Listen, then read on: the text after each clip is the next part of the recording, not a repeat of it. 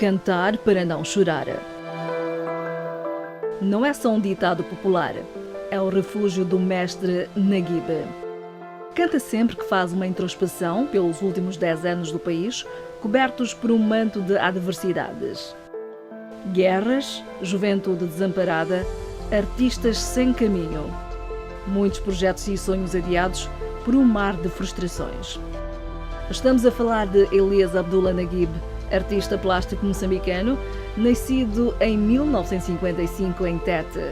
Em 1986, realizou a sua primeira exposição individual na capital moçambicana, onde passou a residir. Pela qualidade dos seus trabalhos, o mestre Naguib tem vindo a adquirir grande prestígio a nível internacional. Em Maputo, Naguib está representado no Museu Nacional de Arte, na Assembleia da República e no Palácio da Presidência da República, assim como em coleções públicas e privadas de Portugal, Suécia, Suíça, Itália, Estados Unidos da América e Zimbábue. Sócio honorário do Aeroclube de Moçambique, Naguib oferece todos os anos à instituição caricaturas sobre aeronáutica.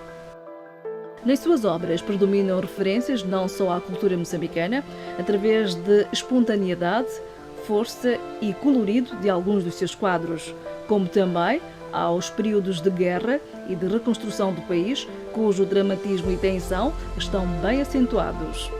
Destacam-se os quadros Quero Ser Tambor, baseado no poema de José Craveirinha, Canções para Meditar, Grito de Paz e Sementes do Amor.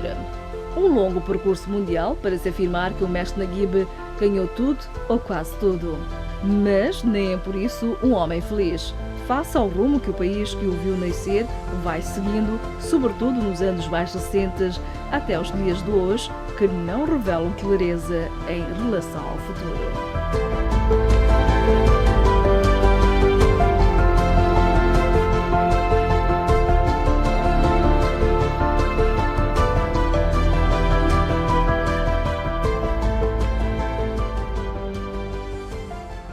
Hoje propomos-nos a fazer uma introspeção, quem somos, do ponto de vista da sociedade moçambicana, de onde viemos, sendo que haverá necessidade, para não nos perdermos muito, de delimitar o tempo. Podemos começar por olhar para os últimos 10 anos da sociedade moçambicana. E para esta reflexão vamos ter como foco o domínio da cultura. E nada melhor que conversar com o mestre Naguib. Seu nome é Elias Abdullah Naguib, artista plástico, nasceu, corria o ano de 1955, nas terras escaldantes de Tete. Mestre, é bem-vindo à família Mídia Mais. Muito obrigado pela atenção, muito obrigado pelo convite para esta entrevista. Enquanto conversávamos em off, dizia que canta para não chorar. O alcance desta expressão poética? Muito bom dia, boa noite, boa tarde a todos que estejam a ouvir. Mas a situação que nos encontramos nos últimos 10 anos remete-nos a nós termos de cantar para não chorar. Porque repara uma coisa, há 10 anos atrás, mais ou menos, 8, 9, 7, foi quando a altura em que entrou para o governo o presidente Nilson. E o que é que ele encontrou? Eu fui um grande entusiasta da eleição dele e tinha uma grande reserva de esperança no futuro. Mas, infelizmente, o que é que nós vimos? Vimos que ele encontrou um país destroçado em vias de guerra, num stress de guerra coletivo. Vimos que houve logo a seguir o assunto das dívidas ocultas, houve logo a seguir o corte dos doadores europeus todos no orçamento do Estado. Houve os IDAIs, uns atrás de outros.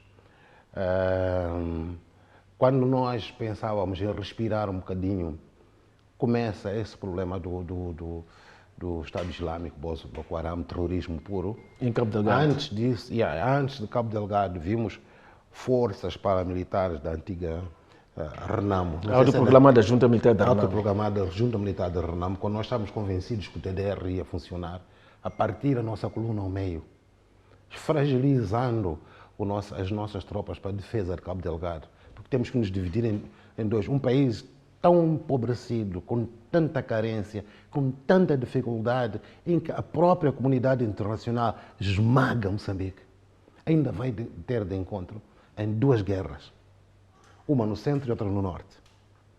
Como um país pode sobreviver assim? Como é que pode haver uma gestão de um país? Como é que os artistas, a parte da cultura, só tem o lado do choro? E para não, quando a gente olha para um artista, diz que é para não estar a chorar, mas ele está a chorar por dentro. Porque o seu país, a esperança que nós vivemos, a esperança que nós, aquilo que se diz sonho, ficou desmoronado. Às vezes pode dizer assim, olha, não desmoronou. É certo, tens uma juventude ainda com 20 anos, com 10 anos, que está a vir aí, que tem o seu tempo para a coisa. Mas quando tu olhas para este jovem com 66 anos e pensas, quantos mais tem à frente? O que é que eu posso dar mais? Então aí dá para chorar mesmo. E há quem diga que estamos perante uma juventude sem esperança do futuro. Eu acho que no dia em que um país perder a esperança, é melhor fechar as portas. Eu, pessoalmente, tenho muita esperança no país. Tenho muita, não só no país, mas nos jovens. Porque o jovem moçambicano tem garra. O jovem moçambicano reinventa-se. Está constantemente a reinventar-se. Até há 5, posso atrever-me que há 5, 10 anos, não tinhas o nível de humorismo, do humor que o jovem hoje está a fazer nas redes sociais. O jovem está a encantar o mundo. O jovem moçambicano está a ser conhecido no mundo pelo humor. É pegar nas suas tristezas, pegar nas suas frustrações e transformar em alegria. Vimos há poucos dias atrás essa coisa das Towens, das Deepens. Isso é o humor do jovem. Ele está-se a reinventar. O governo vai ter de arranjar soluções para resolver o problema das Deepens. Então, de uma forma com muita classe, com muito nível, ele chamou a atenção. É preciso reparar uma coisa, que quando humoristas fazem aquele tipo de coisas, não estão contra o governo. Estão a chamar a atenção ao governo que tem que se refazer. Tem que ir buscar uma solução para a juventude. Entendes? É preciso não olhar para o jovem com ódio. Como se fosse gente que está a tentar destruir um propósito.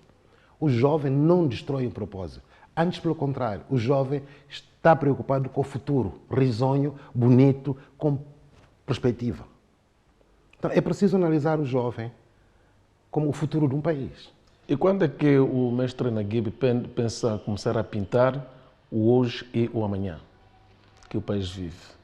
Olha, a minha pintura é emoção.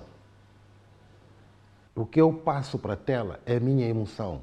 E a minha emoção, neste momento, está muito carregada. Por isso é que eu disse, enquanto eu choro, vou cantar. Sabes que a música está nos funerais, a música está nos casamentos, a música em Moçambique, a cultura está em todo gesto de vida. Está presente a cultura. E eu também, quando estou profundamente triste, eu canto, eu pinto coisas musicais. É aí que eu me refugio. Eu refugio-me no canto e refugio-me nas formas femininas das minhas mães, das minhas avós, onde estão as minhas raízes. E as pinturas físicas que podemos visualizar, para quando? Queremos ver o mestre a pintar sobre o que está a acontecer em Cabo Delgado, no centro do país, os males que afetam a sociedade moçambicana, porque a cultura tem o seu papel, portanto, no combate aos males que afetam uma sociedade. Já se provou isso aqui em Moçambique, aliás, o mestre também já pintou bastante sobre o longo percurso do país. Eu já fiz muito, lembro que a primeira exposição, grande exposição, foi Grito de Paz, em 85, ainda Samola estava vivo, que foi visitada por ele. Pintei concerto com Dom Menor, com novas mudanças para essa chamada economia de mercado, sementes em ruínas de consciência, quando acabou a guerra, quando eu dizia que isto é uma ruína de consciência. de ambas as partes. Ninguém ganhou a guerra. Simplesmente o país arruinou-se. Findei várias, quando houve evocação dos lugares, quando estava-se a discutir sobre moçambicano originário, não originário, aquela antecedência, pré-época de racismo e do tribalismo em Moçambique, que surgiu depois disso. Pintei várias coisas nessa altura. Agora, de facto, estou num momento de introspeção. Eu preciso de absorver todos esses últimos 10 anos, do que é que se aconteceu. Eu preciso de absorver o porquê da destruição de um país como o que está acontecendo em Cabo Delgado. Eu preciso de perceber porquê que indivíduos que se disseram patriotas fizeram os 16 anos de luta pela democracia, hoje estão a partir o país ao meio. Que patriotismo é este? Que patriotismo é este que, sabendo que nós estamos numa situação dificílima em Cabo Delgado, vamos continuar com a guerra no centro? É para levarmos o país para onde? Que patriotas são esses mesmos indivíduos amanhã hão de fazer campanha para serem eleitos? Em que o povo moçambicano vai ver mesmo, olha, estes são eleitos. Isso quando perderem vão dizer que é fraude. Como é que podem ter esse tipo de comportamentos? É certo que o governo está empenhado em resolver aquele problema. Mas eu penso que os pais daquela gente da Zona Centro devem ser os primeiros a resolver. Estás a perceber? E isso, o que é que vai cair? Vai cair na juventude. Em cima, estamos a falar dessa guerra, não vamos esquecer, em cima do Covid. Em cima do Covid, em que muitas universidades hoje estão com dificuldades financeiras porque os miúdos trancaram a matrícula, não vão lá. Temos crianças com 3, 4, 5, 6 anos que não vão às creches. Estão a crescer em casa com a empregada ou com a mãe, ou com o pai, quando deviam socializar. Em cima de tudo isso, ainda tens a Covid. Então, eu acho que isto, se tu me perguntas o que é que estás a pintar, o que é que estás a fazer neste momento, então vou-te responder que eu estou num momento de introspeção. Primeiro isso. Segundo, a situação do artista. Mas quanto tempo é que vai durar ainda esta introspeção, que não sei quando é que começou? Não sei, não tenho pressa. Sabes, as introspeções, o fazer coisas para o público, requer o seu tempo, requer a sua maturação. Quando um artista, eu, por exemplo, antes, quando pintava porque, pronto, às vezes no princípio de carreira, há 40 anos atrás, queria ter currículo, etc, etc. Hoje não estou preocupado com o currículo. Não estou preocupado com a carreira. Estou preocupado com a mensagem que eu vou dar. Porque o indivíduo com 5 anos, 10 anos de carreira, quer aparecer. Agora o indivíduo com 40 e tal anos de carreira como eu, já não quero aparecer. Já não tenho necessidade de aparecer. Eu tenho necessidade de passar o meu pensamento para as pessoas. E quando tu passas um pensamento para a coletividade, tem de ser um pensamento amadurecido, pensado, estudado, com consistência, para quando amanhã vocês, jornalistas, chegarem ao pé de mim, eu saber vos responder. Agora, todo este pensamento, lógico, que é um pensamento global de Moçambique, passa necessariamente pela cultura, porque eu sou homem fazedor de cultura. Agora, passando pela cultura, qual é a situação que nós vemos? Houve um casamento, não sei se direi casamento, ou se direi pai e filho, entre partido, Estado e cultura. Quando eu falo isso, eu estou a falar desde a época da luta armada, em que se fazia essas grandes, as longas caminhadas, cantava-se os hinos revolucionários, tiende, pabo, dava ânimo, era aquilo que dava garra, era a cultura que dava garra ao guerrilheiro. Depois disso, vimos o Samora Machel nos grandes comícios, cantava, usava a cultura para se comunicar. Vimos, na época do presidente Chissano, quando havia exposições lá fora, quando veio a primeira vez o Papa, quando foi recebido por Samora Machel, etc, etc. Nós vimos, levou a cultura, levou quadros sobre a paz, sobre isto, sobre aquilo, sempre, quando há campanhas, desde a época da campanha da alfabetização, usava-se a cultura para fazer música, para fazer...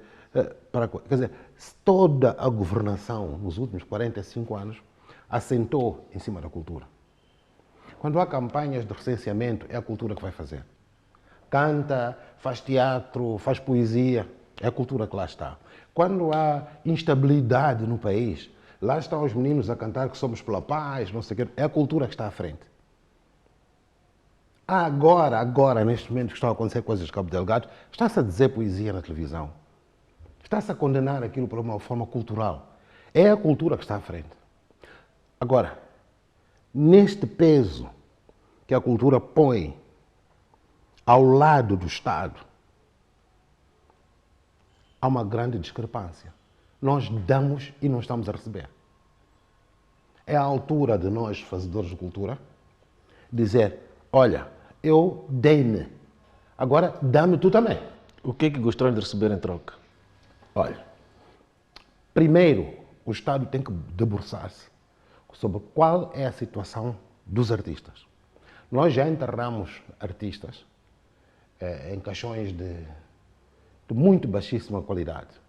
Nós já contribuímos para artistas, nós artistas contribuímos para artistas, para poder o artista ir ao médico. Neste momento temos artistas como Manqueu, está quase a ficar cego, nós mandamos 10 mil meticais por mês para ele comprar gotas para a vista. Nós vemos filhos de artistas que acabam por ser servidores de mesa porque não têm possibilidade de ir à escola e estudar. Artistas que interviram internacionalmente e continuam a intervir aqui dentro. Artistas que têm garra, mas quando chegam à velhice são simplesmente abandonados. Mas por que isso acontece? Porque o Estado não tem uma política de proteção ao artista. Era capaz de recitar uma política ao Estado? Era. Como é que seria essa política? Olha, primeiro o Estado tem que organizar os artistas. Ou os artistas organizam-se, o que é extremamente difícil, mas criar uma comissão para fazer uma União Nacional da Cultura, em que vão estar presentes aí naquela União Nacional os artistas plásticos, teatro, cinema, música, sabes? Em que tem que haver um corpo privado de artistas, de fazedores da cultura, que defenda os interesses da cultura. Esse corpo seria uma União Nacional da Cultura. Como é que iria funcionar a União Nacional da Cultura? Primeiro, vamos voltar um bocado atrás e ver assim, todas as grandes empresas, todos os grandes bancos, todas as grandes telefonias têm um budget de incentivos de responsabilidade social em que tem um espaço, que é aquele dinheiro, com um espaço X de dinheiro para a responsabilidade social na área da cultura. Mas se tu fores a ver nesses últimos 10 anos, vai perguntar à Vodacom, vai perguntar ao BCI, vai perguntar ao BIM, quanto é esse dinheiro para a responsabilidade social? Ninguém te diz, nunca ninguém falou. Então, aquele budget, primeiro que tudo, tem que ir das grandes empresas todas, tem que ir para a União Nacional da Cultura. Dentro essa é a parte empresarial. E eu vou explicar porque é a parte empresarial. Por quê? Porque o próprio Estado, na sua lei de mecenato, pegou nos artistas todos e atirou-os para dentro, atirou-os para a responsabilidade das grandes empresas. A partir daí ficaram abandonados os artistas. A partir do momento que se fez a lei de mecenato, afinal, o que é mecenato? Mecenato é mecenas. Mecenas vem da França. Era um indivíduo com muito dinheiro que apoiava os artistas, tipo esmola. Foi o que o Estado moçambicano fez. Atirou-nos para as mãos das grandes empresas. Estás a perceber? Mas essas grandes empresas podem ter muito dinheiro para a cultura, mas nunca disseram quanto dinheiro tem. Primeiro. Se calhar gastam um décimo ou um centésimo com o artista e o resto fica gastado dentro da empresa, em nome da cultura. Mas se o Estado, por exemplo, como avançou como possibilidade de tomar iniciativa, se toma a iniciativa de criar uma União Nacional da Cultura. Exatamente, da cultura, não há o risco desta instituição ficar uma instituição partidária ou estatal? Não, porque eu acho que é essa a razão É essa a razão que eu digo que é só na organização. Na gestão é com os artistas. Agora, se me disseres assim, olha, mas os artistas vão gerir... Não. Vão ter corpos que vão fazer a contabilidade, aquelas auditadas pela KPMG, pela Ernst Young, etc, etc. Não é dinheiro de bolada. É dinheiro para os artistas, é dinheiro para os filhos dos artistas, é dinheiro para garantir a escola dos miúdos, garantir a saúde da mulher, garantir a saúde dele. E alguns projetos que eles tenham por fazer. Desde gravação de música, desde cenas de teatro, passando pelas artes plásticas, exposições, etc. Criação de livros. Vamos lá saber uma coisa. Ok, deixa eu ver se eu consigo situar. Porque é assim, o próprio Estado, se pergunta a todos os moçambicanos, você importa dar 5 meticais para incentivo à cultura? Vai ver qual é o moçambicano que vai dizer que não. Todo moçambicano está disposto a dar 5 meticais para a cultura. Não digo Banco de Solidariedade, que eu já paguei banco. Eu sou da época que paguei o Banco de Solidariedade. Não é isso. Então, o que acontece? Se cada requerimento no país, se cada documento que for a ser tratado dentro do país, tu pagares 5 meticais de selo de incentivo à cultura, tu já imaginaste o que é que roda no país em termos de documentos? Mais de 100 mil por dia. Vezes 5 são 500 mil por dia. Multiplica isso por 365 dias. Não precisas pedir dinheiro ao Estado. O próprio povo acarinha a cultura, porque o povo assenta sobre a cultura, identifica-se com a cultura. É uma questão de organização apenas. Primeiro, isso. É uma questão de organização. Tem de se organizar essa coisa. Segundo, estamos a falar mais de quê? Eu às vezes perco-me, por causa da idade. Mas está lúcido. Já estou lúcido, não estou assim então. Portanto, se tu consegues criar esse núcleo no Estado, além desse núcleo do Estado, pôres o Estado, obrigares o Estado a dizer, olha, vocês a partir de agora não escolhem quem são os artistas. O dinheiro das grandes empresas vai para a União Nacional. Você tem dinheiro para incentivo à cultura? Está aí no seu programa, apoio sociocultural? Ok, sócio é da sociedade, é X. Cultural é Y. Então entrega esse dinheiro à União Nacional. E com quem ficaria a gestão dessa instituição? A própria instituição criaria uma capacidade de gestão auditada pela KPMG ou pela Ernst Young, a auditoria que se oferecesse a fazer, com prestação de contas, etc, etc. Mas tens um outro problema muito grande. Um outro problema muito grande. Se tu estás a falar comigo, tu identificas-te comigo como artista e como jornalista. Existe uma identidade em que se eu chegar ao pé de ti, ou tu chegares ao pé de mim e pedires um copo com água, rapidamente vais me dar. Por que é que vais duvidar? Agora, como é que tu podes ter identidade com empresas estrangeiras que não têm nada a ver com a nossa cultura, que vêm investir aqui? Exemplo, bancos. De quem são os grandes bancos aqui? São dos portugueses. Os portugueses que sempre viram a nossa cultura como folclore. A nossa cultura sempre foi considerada tantã para os portugueses. Folclore. Nunca foi cultura. Estás a entender? Então, qual é a identificação que tu tens entre os bancos? Um banco sul-africano, que identidade tem que identificação aquele banco sul-africano tem com a cultura? Que identificação tem os bancos portugueses com a cultura? As grandes empresas multinacionais, mesmo estas que eram para investir aqui nos gases, petróleos franceses, que identidade têm com a cultura? Não se identificam conosco. Quanto muito fazem ação psicossocial, de pobre, de dar esmola. Nunca uma identidade cultural. Mas a situação por que muitos dos nossos artistas passam não será mesmo por culpa própria. Por exemplo, alguma vez o mestre Naguib teve apoio do Estado para atingir o patamar que atingiu. Passar a ser uma personalidade universal. Pois, Infelizmente, eu nunca tive apoio do Estado. Mas tive o carinho do Estado. Eu fui acarinhado pelo Estado. Eu fui acarinhado por Samora Machel, incentivado por Chissano. Hoje, com o presidente Nussi, que me diz, Naguib, intervém. Intervém que vocês são as bases da cultura. Não pode ficar calado. O indivíduo que há carinho. Já não tem esse espaço? Eu tenho esse espaço. Os outros não têm. Então, por essa razão que estou a dar essa entrevista. Porque eu estou autorizado a intervir. Agora, se tu me disseres, como é que fizeste a pergunta? Eu perguntava se teria o Estado alguma vez lhe dado alguma oportunidade para atingir este Não nível oportunidade de uma financeira, nunca me foi dado. Mas uma oportunidade de intervenção social sempre me foi Significa dada. que há portas abertas para uns e portas fechadas para outros. Sendo Exatamente. todos do mesmo clube. Mas eu não tenho necessidade de chocar nem com nenhum banco, nem com o Estado, nem com ninguém. Mas se a sociedade me deu um nome, é para eu, sabes, os meus pincéis têm que estar ao serviço dos outros.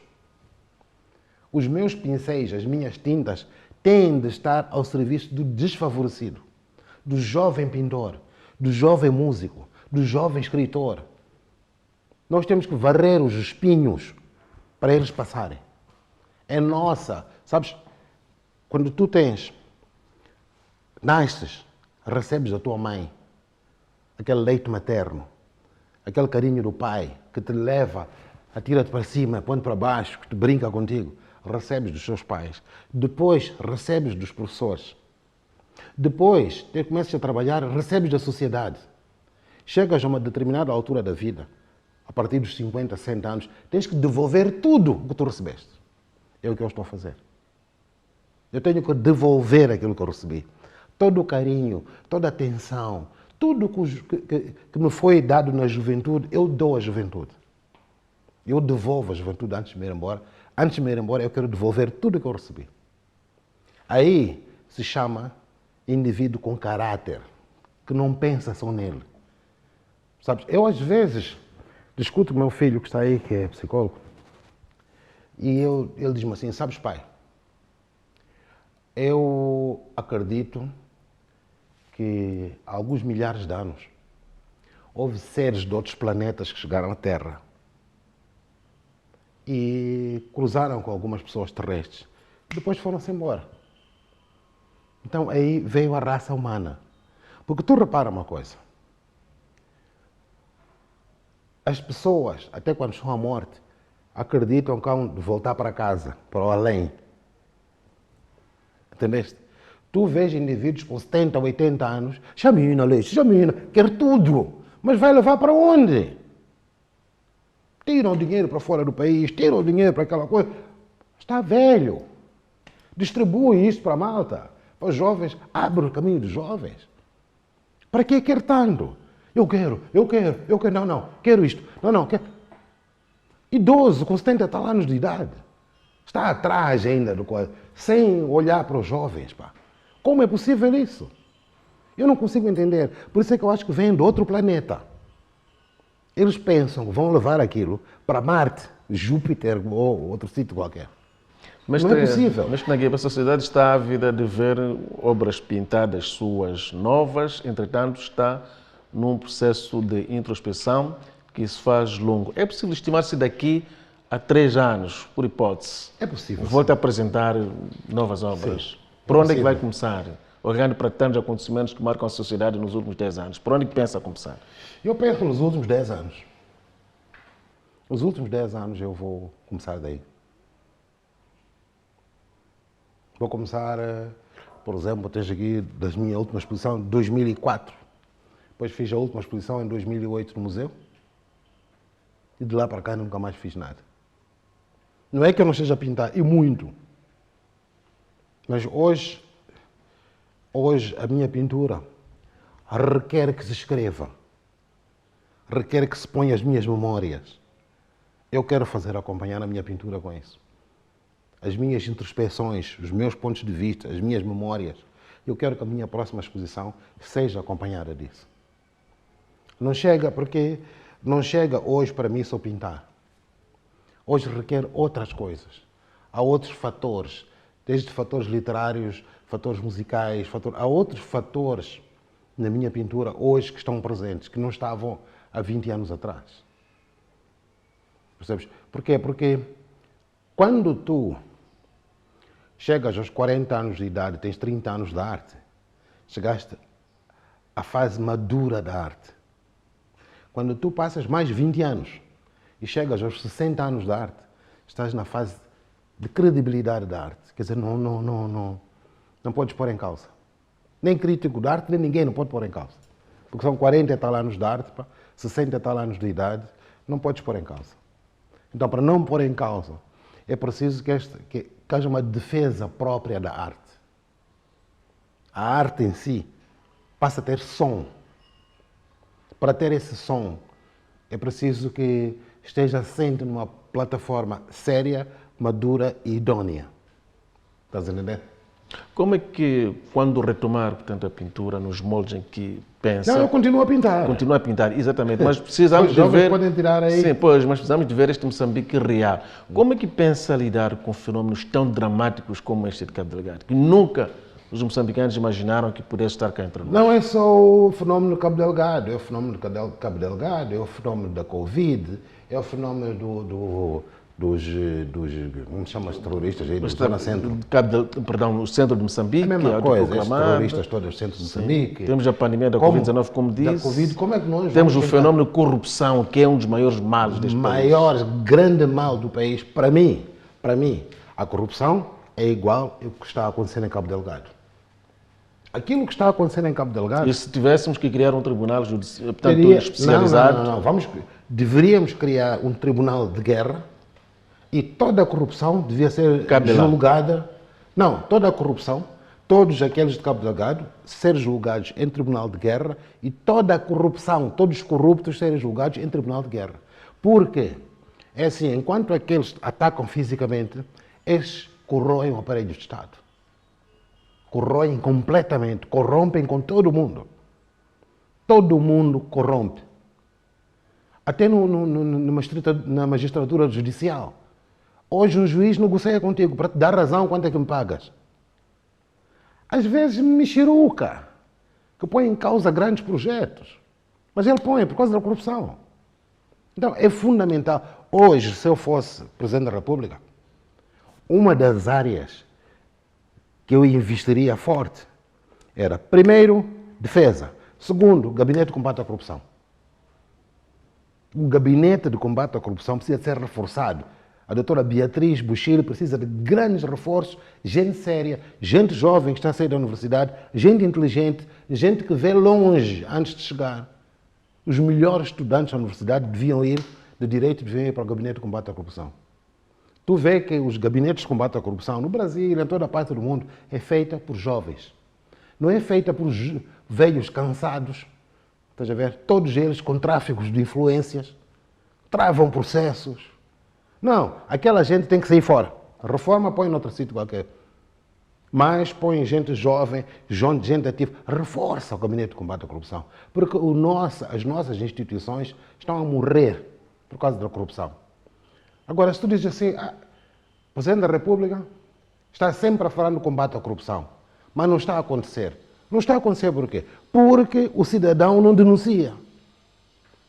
Essa história de dizer assim, precisa provas. Não, não precisa provas. Não precisa prova nenhuma. Porque quem cria a prova, quem vai atrás da prova, é o homem do combate à corrupção. Basta que uma pessoa veja que há aqui indícios de corrupção. Denuncia. Denuncia, há indícios de corrupção. Denuncia. Quem deve ir atrás das provas é o gabinete de combate à corrupção. Por isso é que tem que haver gente inteligente no gabinete de combate à corrupção. Estás a entender? Nós temos de combater vivamente a corrupção em Moçambique. Sobre pena de nós afogarmos aqui embaixo. Mestre Naguebo, voltando para a situação do artista em Moçambique, apresentou aqui ideias brilhantes. Tem tido a oportunidade de partilhar essas ideias, na perspectiva de ajudar os nossos governantes a encontrar um futuro melhor para o nosso artista? Eu tenho as melhores relações. E como é que acha que essas ideias, essa partilha é recebida pelos governantes? Sabes, eu penso, há muita gente que faz uma grande confusão em Moçambique quando lida com o governante. Ou quando escreve nas redes sociais sobre governação, ou quando critica a governação. São pessoas cuja sua visão, estás a ver, é muito micro, é do seu quintal. Sabes, quando eu não posso chegar ao pé de um governante e dizer, olha, podíamos fazer isto. O meu olhar é micro, mas o olhar do governante tem que ser macro. E qualquer coisa macro, faz um exemplo. Tu, para pôr a andar um carro, tu sozinho entras no carro e andas. Mas para pôr a andar um comboio com 60 vagões, a diferença é que eu conduzo um carro pequenino e um governante conduz um comboio. Quando ele olha para a minha ideia, tem que olhar de uma forma macro. Pensar que existe Maputo, existe Tete, existe Zambésia, existe Cabo Delgado, existe Niassa, existe como lidar com tudo isto. Então, para se poder lidar com tudo isso, leva o seu tempo. Estás a entender o que eu estou a dizer? Eu posso dizer que eu quero o resultado amanhã e o governante dar-me o resultado daqui por 2 anos. Agora, é preciso estabelecer prioridades. Há coisas para mim, não vou dizer agora que eu não quero ofender ninguém no Ministério da Cultura, que eu acho que não é prioritário. Mas também sou livre de pensar que não é prioritário. Estás a perceber? Não é prioritário, por exemplo, pensar num 1% que há de vir. Porque há de vir até 2030. Então, não é prioritário. Não é prioritário alguma coisa. Sabe, para mim, não quero dizer o que está a acontecer, que não quero ferir suscetibilidades. Além do mais, tenho uma excelente relação com a atual ministra, minha colega, Kika Materrula. Tenho uma excelente... eu não quero chocar com ninguém. Antes, pelo contrário, eu quero dar o meu contributo e não criticar. Mas uma verdade oculta acaba não ajudando. Não, às vezes não é uma... Não é, às vezes, sabes, dar um passo para trás não significa que a gente não vê, que não dê a 4 para frente. Entende o que eu estou a dizer? Às vezes é preciso nós recuarmos, criar as melhores condições lá à frente para caminharmos muito mais. Entende o que eu estou a dizer? É fundamental que a gente faça isso. Porque existe uma estrutura governativa. Existem programas quinquenais, esses programas quinquenais eu não estou inserido neles. Pelo menos como pessoa física, em que eu tenho metas a atingir. As minhas metas são aquelas que tu me fizeste agora. Para quando será uma exposição? Essa é a minha meta. Não é uma meta do governo. São 2 coisas distintas. Percebes? Eu não posso interferir nas metas de governação. Posso dar ideias. Ideias estão a ser bem acatadas pelo Ministério da Cultura. Sabes? Tem montes de ideias. Eu posso dizer, por exemplo, não só aqui a este nível, há outras ideias, por exemplo, que eu vou dar em Inhambane.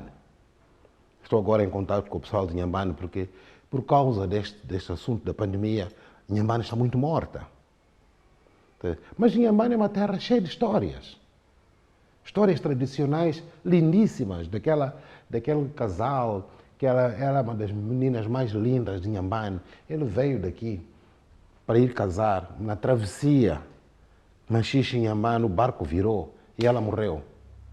Encontraram-se os corpos de todo o mundo, menos dela. Então o homem chora até hoje a morte dela. E em Inhambane dizem que de vez em quando aparece uma luz que acompanha os barcos. Às vezes aparece uma luz, às vezes em terra. Tu estás a conduzir, vês uma luz aqui ao lado. Depois desaparece. Dizem que é aquela menina que está perdida ali em Inhambane. É um dos elementos da oralidade, que eu acho que esses elementos todos devem ser recolhidos e deve-se fazer monumentos desses elementos, com essas histórias, para quando os turistas vierem, irem estudar aquelas histórias, ver, visitar, não é só praia, visitar a parte antiga, visitar, sabes, com esses elementos todos ali dentro. Sabe, vou-te contar uma história muito bonita. Eu fui convidado para fazer um monumento no Songo, a reversão, em Tete. Então fui a Tete. Fui fazer o monumento. Intervenção da HCB. Da HCB. Acho que 2010, 2012, uma coisa assim. Na época do Presidente da República. Exatamente. Fui convidado, fui lá e comecei a fazer o monumento. E aquilo levou 6 meses, ou 7. Mas, entretanto, como eu estava lá sentado, a minha família estava toda aqui, nos fins de semana eu pegava no carro e descia. Ia a Chioco, ia a Estima, ia a DAC, Mague, ia ver como é que se fazia na periferia. Ia conversar com as comunidades. E todas as comunidades. E a pergunta era sempre assim, porque eu estava a fazer a história da HCB, da barragem. E todos os populares contavam uma outra história diferente daquela que eu estava a fazer. Contaram uma história, por exemplo, que quando eu cheguei, era mais ou menos parecido. Mas não era igual. Não era igual, mas o fio era o mesmo. Que aquilo não foi construído pelos portugueses. Os portugueses chegaram ali e disseram que queriam plantar um embondeiro ali no coisa para não deixar mais passar água. É muito difícil essa tarefa. Essa tarefa só podia ser feita se nós fôssemos à procura de Sandoana. Sandoana o que é? É um ratinho com uma cabeça milagroso, com uma cabeça humana que é preciso só come farinha e água e não sei o que, não sei o que. Se nós conseguirmos encontrar o Sandoana, nós já viemos fazer cerimônias. O Sandoana é um bichinho que se tu queres ser presidente, pedes ele, põe-te presidente. Se tu queres ser o homem mais rico, põe... Tudo que tu pedires, ele dá-te. Mas é um bichinho raríssimo. Raríssimo. Vive lá nas tocas das hienas, lá nas montanhas. É muito difícil de encontrar. Então, a população perguntou ao Estado, aos portugueses, escuta, se nós conseguirmos travar esta água, porque aqui há onde morrer pessoas, não sei o quê, qual vai ser o nosso ganho? E os portugueses disseram que vocês vão ter energia elétrica, vocês vão ter boas escolas, vocês vão ter centro de saúde, vocês vão ter as vossas casas bem erguidas, aqui o Estima, não sei o que, vai-se criar cidades, as vossas machambas vão ser bem irrigadas, porque nós temos ali a Albufeira, vamos haver irrigação, as vossas crianças vão com bolsas do HCB, vão fazer a universidade lá lá em Maputo, todas as vantagens. Então a população pegou, foi à procura de Sandoana. Andaram, não encontraram Sandoana, finalmente. Trouxeram o símbolo de Sandoana, apresentaram lá ao administrador, disse, está aqui. Fizeram cerimônias, bebeu-se pombe, dançou-se, festas, não sei o que, Pediram a Sandoana, queremos uma barragem aqui. Sandoana fez a barragem. Depois de fazer a barragem, começou a funcionar, houve uma contusão social muito grande. Os portugueses pegaram no Sandoana naquela gaiola, foram embora para Portugal. Foram embora com o Sandoana para Portugal. E então, o que aconteceu? Houve a independência. Até este momento, nós não vimos nada que os portugueses prometeram. Não temos água, não temos energia elétrica, não temos escolas, não temos centro de saúde, não temos casas. Só vemos os fios a passarem em cima das nossas palhotas. Então, Sr. Naguib, estamos a pedir, já que conhece pessoas do governo, fala com as pessoas do governo, para falarem com os portugueses, para devolverem o Sandoana, porque nós queremos aquilo que nos prometeram. Então, eu escrevi isso, eu vi que uma escola lindíssima, com todo coisa, fiz umas 3 ou 4 páginas. E estava lá naquela altura, o engenheiro Muxanga. Então, na hora de jantar, passei pela mesa que ele estava a jantar e dei-lhe aquelas coisas, dei-lhe aqueles papéis. Isto é a verdadeira história da comunidade. Leia lá. Ele leu. Disse, ok, pronto, quando eu chegar em casa eu vou ler. Então, acabamos de jantar, eu fui para a minha casa, ele foi para dele. Disse, bom, amanhã, Xanga vai me dizer, liga-me. Naguib, vamos lá, vamos falar agora sobre essa história. Gostei muito dessa história. Disse, não, mas... Não. Consegues fazer esse monumento de Sandoana? Um monumento comunitário. Se consigo fazer, qual é o problema? Epa, vamos lá fazer outro contrato. Vai lá, desenha-me isso, vamos fazer Monumento Sandoana, que é o primeiro monumento comunitário de todo o país. O monumento das comunidades. E eu fiz o Sandoana. Sabes, hoje, 10 anos depois, quando as comunidades vão para lá, tem um monumento lindíssimo que é de reversão. E tem um monumento de San Juan encrustado assim na montanha. Tu sabes qual é o monumento mais visitado?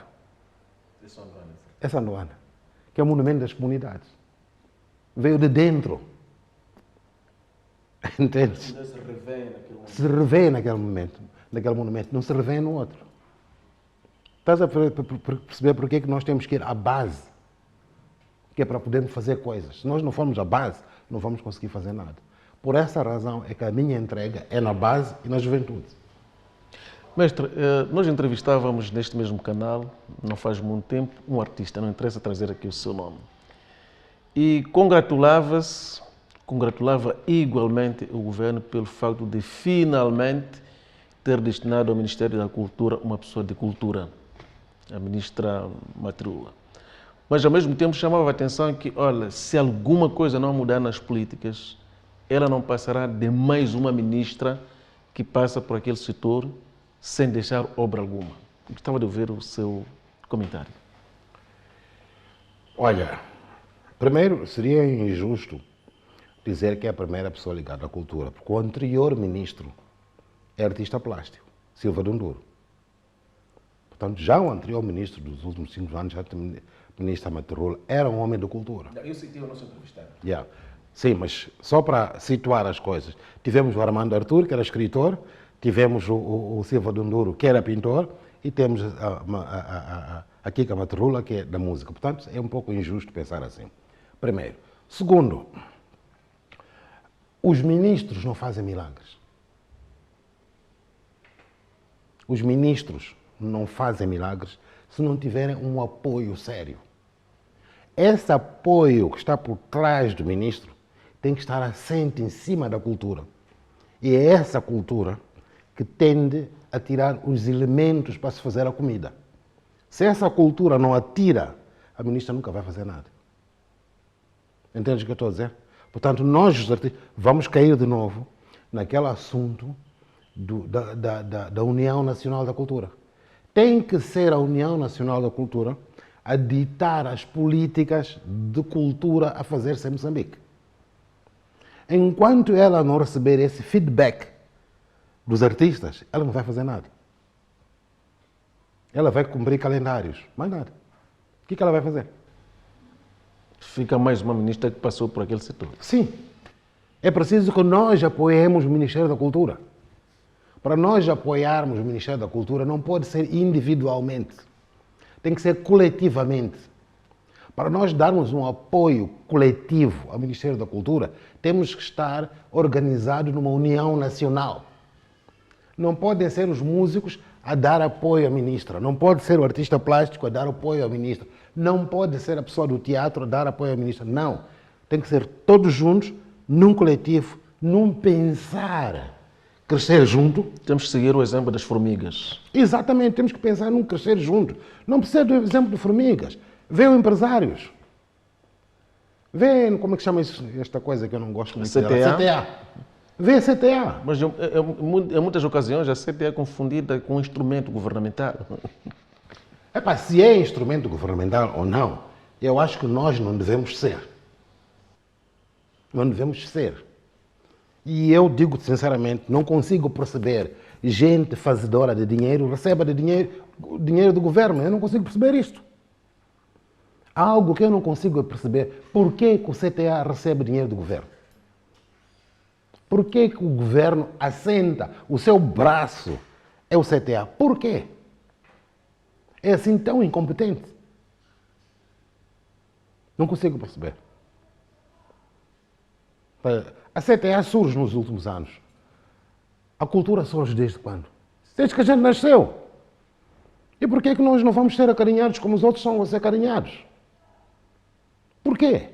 Eventualmente porque a cultura não tenha valor material. Por que a cultura vai ser, como se diz aquele filho que não é do pai? Como é que se diz? Enteado. Por que a cultura vai ser enteada? Quando tudo o que o pai precisa, pede ao enteado. Quando o pai está aflito por isto, pede ao enteado. Quando pretende realizar uma obra, deve proceder à evocação dos antepassados. Pé doenteado sempre. Vai à cultura, corre às suas raízes, espalha champanhe à volta dos tratores, espalha champanhe à volta dos carros. Por que pacha? Mestre, nós temos tempo limitado e o nosso fundo de tempo está esgotado faz algum tempo. Eu gostava era que firmássemos aqui um acordo para trazermos o outro lado do mestre Naguib. Estou a falar aqui do seu longo percurso na carreira, mas para isso fica para a próxima conversa. Podemos chegar a esse acordo? Tu é que mandas, tu és o segundo poder. Pronto, o acordo fica aqui firmado. Sim. Nós voltamos proximamente com vamos a outra... vamos ver qual é a melhor Pois, hora. nós voltamos aqui proximamente com o outro lado do mestre Naguib, Elias Abdullah Naguib, nascido nas terras da província de Tete, corria o ano de 1955, foi, portanto, o nosso convidado. Fica aqui a promessa renovada pelo que não saia daí.